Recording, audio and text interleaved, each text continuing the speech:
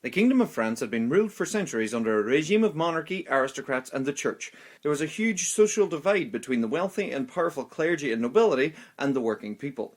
18th century Europe was seeing a growth in colonialism, and with many powers trying to come out on top. The French economy had growing pressures and bad harvests, and ineffective tax systems which taxed the lower classes heavily but included many tax exemptions for the nobility and clergy. Sounds familiar. Not to mention the many wars, including aiding the American Revolution against the British. These wars gained little for France itself, but required a lot of money to rebuild their forces. By 1787, King Louis XVI called together the upper-class Assembly of Notables to address the growing French financial crisis, but it was ineffective. Louis XVI was a pretty ineffective king, quick to back down from a decision, and out of touch with a lot of France in his palace in Versailles. The Age of Enlightenment had seen much forward thinking in science and philosophy, seeking to question tradition and faith using science, with an importance of freedom of thought and freedom of speech. These thoughts spread throughout the people, questioning the king's right to rule, the Catholic Church's wealth, and its influence within politics and the state of the country. As king, Louis did have supreme power and proposed to tax the nobles, but the Assembly of Notables refused to cooperate. They claimed Louis needed to bring together the Estates Generales, a general assembly of the three estates of France, the clergy, the notables, and the common people. That next summer in 1789, Louis assembled the Estates Generales. The clergy and the nobility wanted one vote per estate, giving them a 2-to-1 advantage over the much bigger third estate of the common people. Obviously, the third estate wanted to vote per person, giving them the much bigger number and being much more democratic, but the first two estates couldn't agree to this, so the third estate, which consisted of many well-educated lawyers and businessmen, began meeting independently of Estates Generales in what became the National Assembly. The National Assembly was to represent the people, not the estates. Louis didn't like this at all and ordered the Salle des Estats to close, stopping them from meeting. The National Assembly went to a nearby indoor tennis court and swore to not separate until they'd come up with a constitution for France. Members of the first and second estates began to join them. Louis began to pour the military into Paris and Versailles as support for the National Assembly spread. Louis fired his financial advisor Jacques Necker as he'd published dodgy economic figures to the public and manipulated public opinion. All this was seen as a move against what was now the National Constituent Assembly, and the people of Paris began to riot, joined by some sympathetic French guards, leading to the storming of the Bastille, a royal fortress full of weapons and ammunition. The governor of the Bastille ordered a ceasefire, but that didn't stop the mob beating, stabbing and decapitating him, with a saw no less. The city mayor was butchered and the riots continued.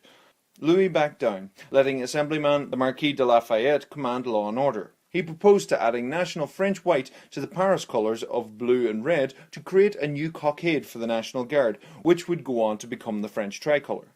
Law and order fell apart as word of revolution spread throughout France. Many of the nobility fled to neighbouring countries and looked for help. As panic and rumour spread, the commoners of France formed militias and some stormed chateaux of the nobility.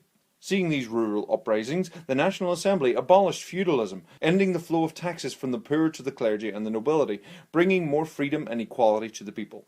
The people still had to pay a release to own the land they lived on, but they refused to pay for long enough that they ultimately got the land for free.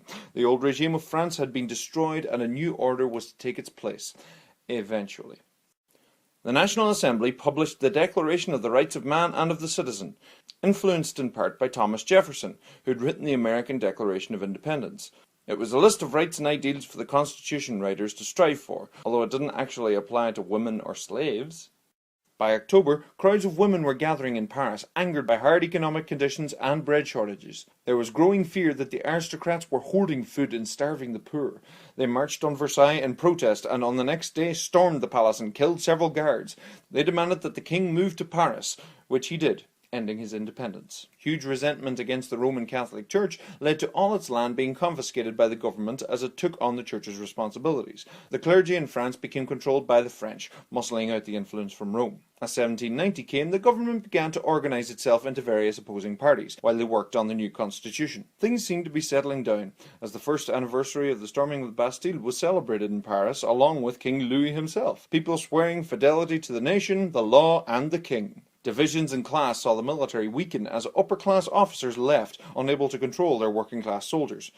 Various political clubs began to spring up to debate politics. Most notable was the Jacobin Club. By 1791, the king began to fear for his safety, while his wife urged him to call for foreign reinforcement against the revolution.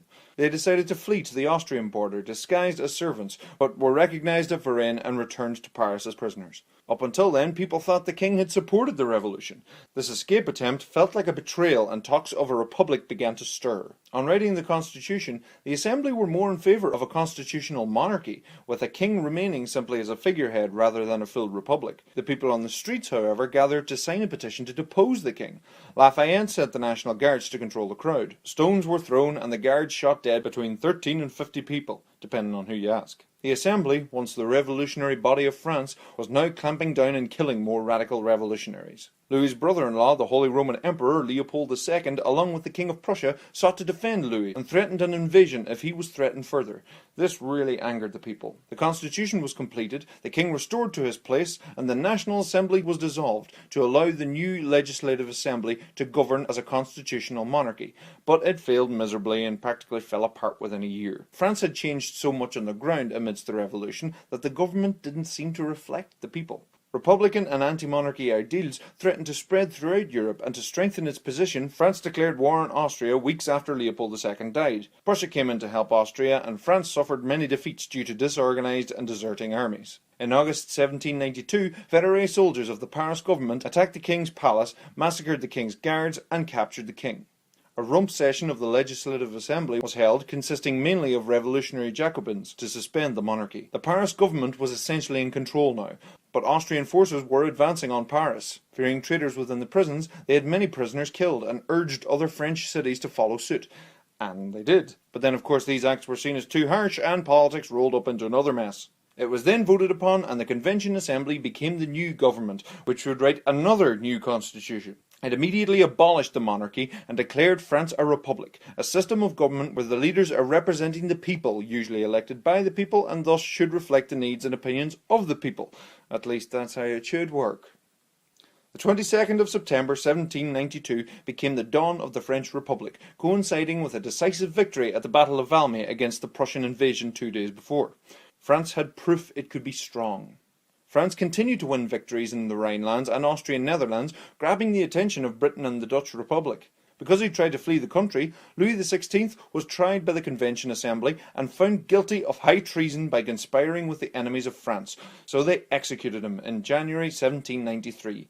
This really woke up the rest of the monarchs of Europe, who went to war with France, initially taking back much of what was gained. The war continued to put a strain on food supplies in France, allowing the radical Jacobins to seize power. Led by Maximilien de Robespierre and the Committee of Public Safety, they sought to stamp out anti-revolutionaries in France. So they executed thousands of people in what became known as the Reign of Terror. They confiscated grain and food from the countryside to feed the cities and controlled food prices, but this didn't go down too well either.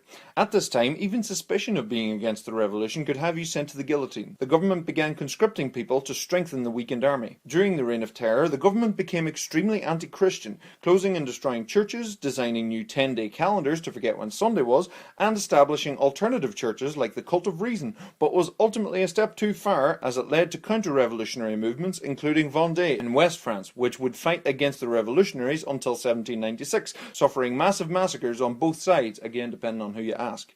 People ultimately got sick of the terror, and it was voted to have the Jacobin Club banned and Robespierre himself executed, along with many others, because why not at this stage? The coalition of countries against France were unwise to not take advantage of these internal fights, and by summer 1794, France pushed right back through Austrian Netherlands and even into the Dutch Republic itself, forming a puppet state. Prussia and Spain ultimately made peace with France in 1795, while Austria and Britain and others remained at war with them. The French government had settled on the constitution of the year 3.